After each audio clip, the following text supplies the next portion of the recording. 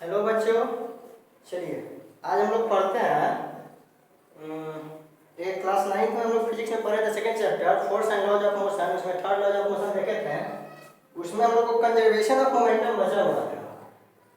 ठीक है, conservation of momentum,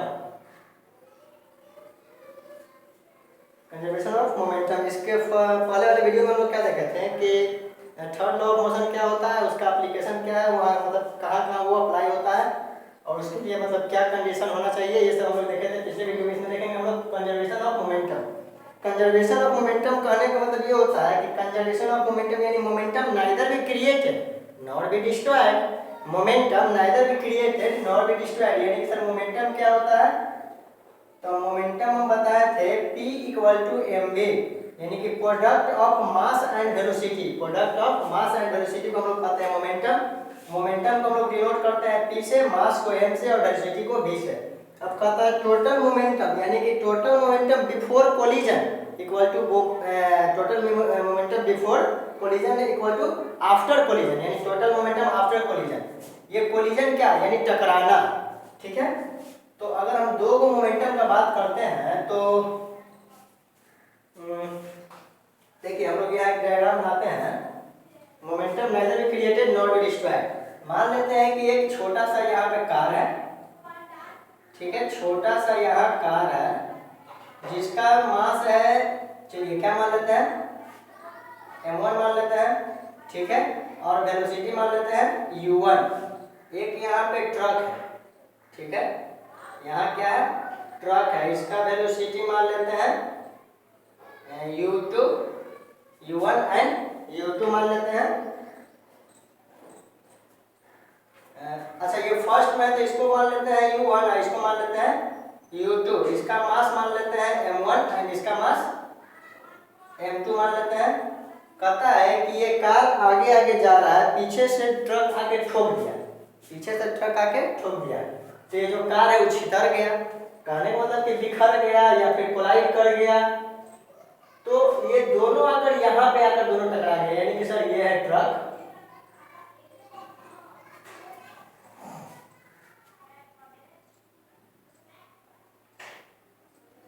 ये है ट्रक और यहीं पे क्या था,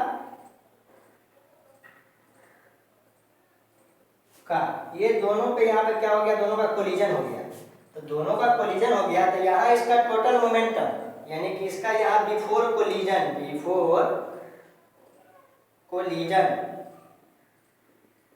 एंड यहाँ पे जब कोलाइड किया तो ये आगे भाग गया। जैसे हम दौड़ते हुए जा रहे हैं, कोई आगे रहता है वो चल रहा है, उसमें जैसे हम लोग धक्का देते हैं वो आगे फेंका जाता है, हम पीछे की तरफ मतलब धक्का खाकर हम लोग पीछे गिर जाते हैं। तो दोनों में एक्सेलरेशन आ गया यानी कि दोनों में एक्सेलरेशन आ गया सर। तो यहाँ जो कार था वो धक्का खाकर आगे गया, वो धक्का खाकर आगे गया और ये जो ट्रक था ये धक्का खाकर कहाँ गया, पीछे गया। तो मास तो सेम रहेगा। ठीक है, यानी कि सर इसका मास m1 था तो मास सेम रहेगा। ठीक है, यानी कि मास सेम रहेगा, लेकिन इसका जो वेलोसिटी u1 था तो इसका हो जाएगा v1, इसका u2 था तो इसका हो जाएगा v2। यानी कि u1 एंड u2, u और v क्या है, तो u होता है इनिशियल वेलोसिटी। मोशन के फर्स्ट चैप्टर में बता दिया गया है, फिजिक्स का फर्स्ट चैप्टर जो मोशन है उसमें, कि जो इनिशियल वेलोसिटी होता है u1 होता है, फाइनल वेलोसिटी सर v होता है। तो इनिशियल वेलोसिटी यानी कि दोनों का initial velocity u1 and u2 मान लिया, u1 एंड u2 मान लिया। अब दोनों टकराया तो एक आगे धक्का खा गया, एक पीछे की तरफ आया। तो एक को मान लिया वेलोसिटी जिसका u1 था उसका v1 मान लिया, जिसका u2 था उसका v2 मान लिया। अब कहता है कि ये जो बिफोर कोलिजन फिर कोलाइड किया, कोलाइड करने के बाद दोनों एक दूसरे से हट गया। ठीक है, कोई बच्चा दौड़ रहा है, दो बच्चा दौड़ रहा है, धीरे धीरे दौड़ रहा है, एक तेज दौड़ रहा है, दोनों टकरा गए। वो आगे आगे गिर गया, एक पीछे की तरफ गिर गया। तो पीछे की तरफ गिर गया, आगे तरफ गिर गया, तो दोनों का मोमेंटम निकालिए सर, टकराने के पहले टकराने के बाद, यानी कि यहाँ आफ्टर कोलिजन, आफ्टर कोलिजन जो मोमेंटम होना चाहिए वो दोनों इक्वल होना चाहिए। यानी law of conservation of momentum क्या कहता है कि momentum nether B created nor be destroyed यानी कि बिफोर एंड आफ्टर। तो चलिए इसको हम लोग प्रूफ कर देते हैं। तो प्रूफ कैसे करेंगे, इसका u1 चलिए कि मान लेते हैं कि इसका एक्सेलरेशन जो है A1 मान लेते हैं, और इसका ये इसमें धक्का देगा तो इसका एक्सेलरेशन, इसमें एक्सेलरेशन आएगा, इसमें भी एक्सेलरेशन आएगा, फिर इसमें भी एक्सेलरेशन आएगा, इसमें भी धक्का खाने के बाद, यानी पहले, ठीक है, धक्का खाने के बाद एक्सेलरेशन आएगा, ठीक है, यानी यहाँ पे एक्सेलरेशन आएगा, इधर एक्सेलरेशन जो अपना स्पीड में चल रहा है वही उसका एक्सेलरेशन होगा, यानी कि जैसे जैसे वो अपना स्पीड इंक्रीज कर रहा है वही एक्सेलरेशन कहलाएगा। लेकिन यह धक्का खाने के बाद, यानी धक्का दोनों में टकराने के बाद जो एक्सेलरेशन होगा वो दोनों में इंक्रीज करेगा, इसका भी और इसका भी, ये पीछे की तरफ, ये आगे की तरफ, ठीक है। तो सबसे पहले क्या करते हैं कि मान लेते हैं कि फोर्स, यानी कि ये जो है F1 है, इस पे फोर्स लगाया, तो let the force F1 applied on car by truck in time t, then the acceleration produced in car,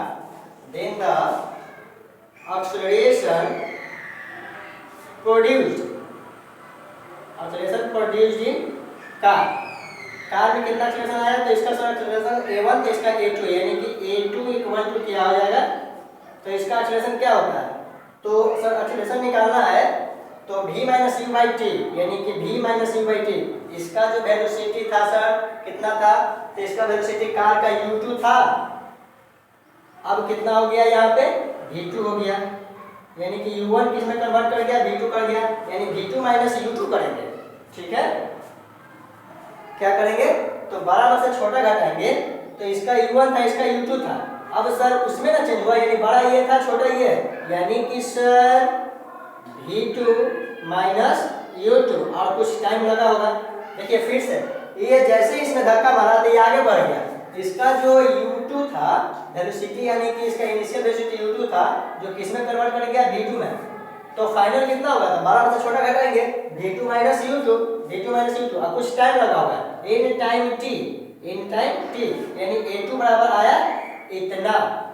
अब बट लेकिन हम लोग जानते हैं क्या सर, फोर्स बराबर होता है मास इंटू एक्सेलरेशन। अब फोर्स कौन लगाया, तो ये फोर्स लगाया है इस पे, ये फोर्स ट्रक फोर्स लगाया है कार पे, ट्रक फोर्स लगाया है कार पे, यानी कि सर F1 जो है किसका है, तो यहाँ F जो है कितना हो जाएगा, F1 हो जाएगा, F1 equal to mass into acceleration, किसका मास सर, तो इस पे लगाया है ना, तो इसका मास क्या है, तो m2 है, और एक्सेलरेशन क्या है, तो सर एक्सेलरेशन अभी निकाले हम लोग कितना, v2 minus u2 by t, इसको मान लेते हैं हम लोग 1। अब सिमिलरली इसी तरह से हम लोग प्रूव कर सकते हैं क्या, similarly we can say that, similarly हम लोग क्या कह सकते हैं कि अगर ट्रक कार पे धक्का लगाया, तो कार भी जैसे हम किसी से टकराएंगे, तो उससे हम टकराए तो वो आगे जाएगा तो हम भी पीछे जाएंगे, यानी उसका भी तो फोर्स हम पे लगा ना, न्यूटन का तीसरा नियम के अनुसार, यानी कि similarly we can say that, car भी लगाया फोर्स किस पे, ट्रक पे, यानी कार के लिए अगर हम लोग लिखते हैं F2, कार के लिए लिखते हैं F2, या फिर हम लोग शुरू से ही चलते हैं, तो उसका एक्सेलरेशन क्या हो जाएगा, एक्सेलरेशन यहाँ पे A2 था, यहाँ पे A1, यानी कि अब सर एक्सेलरेशन ट्रक का निकाल रहे हैं, ट्रक का एक्सेलरेशन निकाल रहे हैं, ठीक है ना। अब हम लोग किसका एक्सेलरेशन निकाल रहे हैं, ट्रक का, तो ट्रक का एक्सेलरेशन निकाल रहे हैं, तो ट्रक का वेलोसिटी क्या था, u1 था, किसमें कन्वर्ट हो गया, v1 में, यानी बड़ा कौन है v1, छोटा कौन है u1, यानी कि v1 माइनस u1, अब कुछ टाइम लगा होगा t, एक्सेलरेशन प्रोड्यूस हुआ, बट अगर इसमें भी डिफिनेशन लिखना चाहते हैं तो आप लिख सकते हैं, लेट द फोर्स F2, कौन कार, F2 अप्लाइड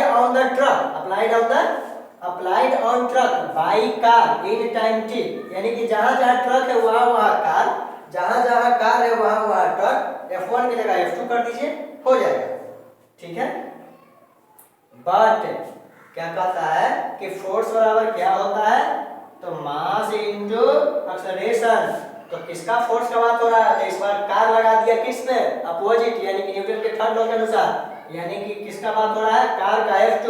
और कार का मास कितना माने थे, m2, ठीक है ना, कितना m2, इसका एक्सेलरेशन कितना माने हुए हैं, कितना आया है a1, यानी कि सर m2, ठीक है। कार इस पे फोर्स लगाया, देखिए यहाँ पे ध्यान देना है क्या, कार फोर्स लगा दिया किस पे, अपोजिट फोर्स किस पे लगा दिया, ट्रक, ट्रक का मास लेंगे ना, ट्रक में एक्सेलरेशन आया है ना, यानी कि सर m1 का बात कीजिए, m1 इंटू a1, यानी कि यहीं पे लिख देते हैं m1, और a1 का यहाँ पे कितना है वैल्यू, तो सर यहाँ पे वैल्यू है v1 minus u1 by t, यानी कि f2 इक्वल टू कितना हो गया, तो m1 v1 minus u1 by t, इसको मान लेते हैं 2। देखिए अगर हम दौड़ते हुए जा रहे हैं और किसी पे फोर्स लगा दिए, तो अगर हम पॉजिटिव ले मानते हैं तो वो नेगेटिव होगा, यानी कि एक्शन रिएक्शन पेयर में Newton third law of motion में हम किसी पे लगाए तो भी हम पे लगाए, तो हम उस पे लगाए तो एक पॉजिटिव लेंगे तो दूसरा तो नेगेटिव होगा, यानी कि वो हम पे लगा दिया अपोजिट में, यानी कि रिवर्स हो गया, नेगेटिव हो गया, यानी कि F1 और F1 एंड F2 एक दूसरे के क्या होगा, तो सर एक दूसरे के नेगेटिव होगा, यानी कि अपोजिट होगा, हम उस पे लगा दिए वो हम पे लगा दिया, तो वो रिवर्स में लगाया ना, यानी कि F2 क्या होगा, नेगेटिव होगा, F2 क्या होगा तो नेगेटिव होगा। अब law of conservation of momentum कहता है कि momentum neither be created nor be destroyed, यानी कि बिफोर कोलिजन का जो मोमेंटम होगा वो आफ्टर कोलिजन, यानी momentum before collision equal to momentum after collision, यानी बिफोर कोलिजन का मोमेंटम मेरा आया है कितना F1, आफ्टर कोलिजन का F2, ये कहता है कि दोनों बराबर होना चाहिए, ठीक है, बराबर होना चाहिए तो बराबर कर दिए, एक है पॉजिटिव एक है नेगेटिव, क्योंकि हम जैसे उस पे लगाए तो वो हम पे लगाया, ट्रक जैसे इस पे लगाया तो ट्रक इस पे लगा दिया, एक नेगेटिव होगा, यानी F1 equal to minus F2। अब F1 का वैल्यू यहाँ से रखिए, तो F1 का वैल्यू रखेंगे m2 v2 minus u2 by t equal to minus m1 v1 minus u1 by t। अब यहाँ से देखिए कि t से t कैंसिल हो जाएगा, t से t कैंसिल हो जाएगा, थोड़ा सा ऊपर मिटाएंगे प्रूफ करने के लिए, तो t से t कैंसिल हो जाएगा, तो देखिए इतना प्रूफ होता है कि नहीं,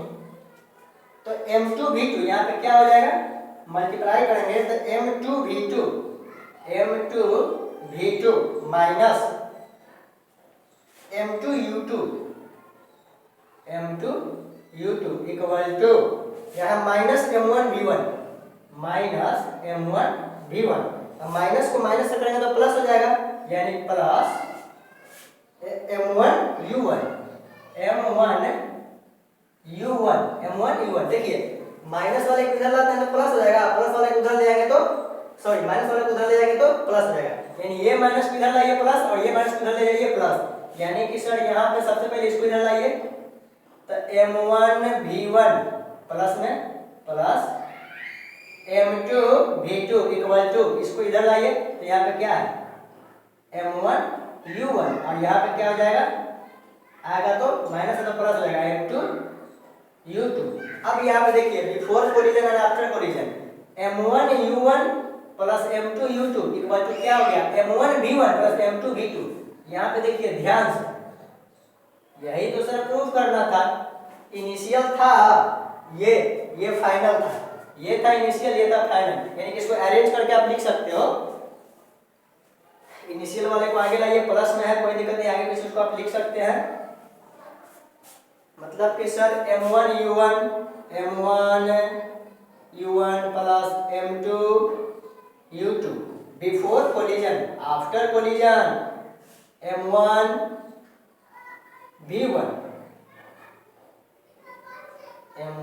v1 प्लस m2 v2, मतलब कि सर ये क्या है, तो मोमेंटम बिफोर कोलिजन,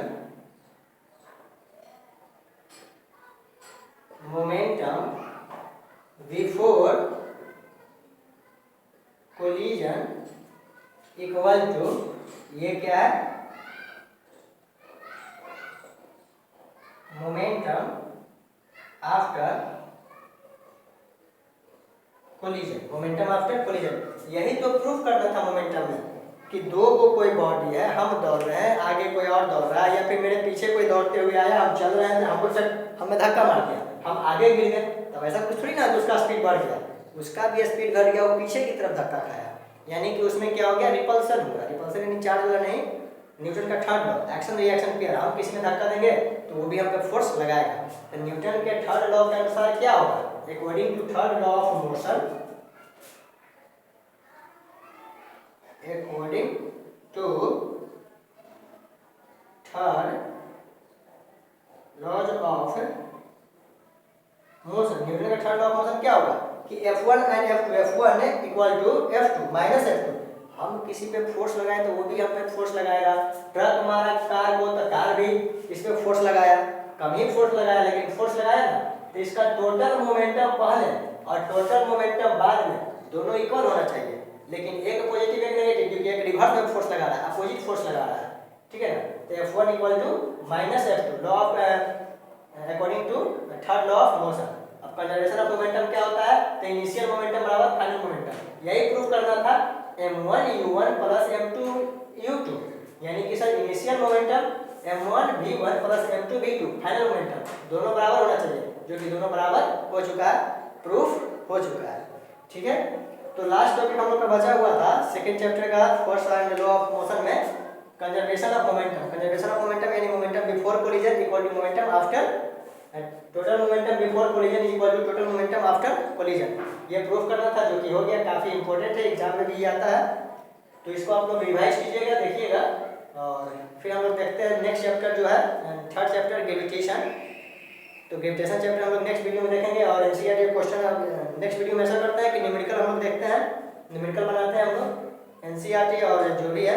स्टार में जो दिया हुआ है न्यूमेरिकल उसको देखेंगे। तो इसको रिवाइज कीजिएगा। तो मिलते हैं नेक्स्ट वीडियो में। Thank you.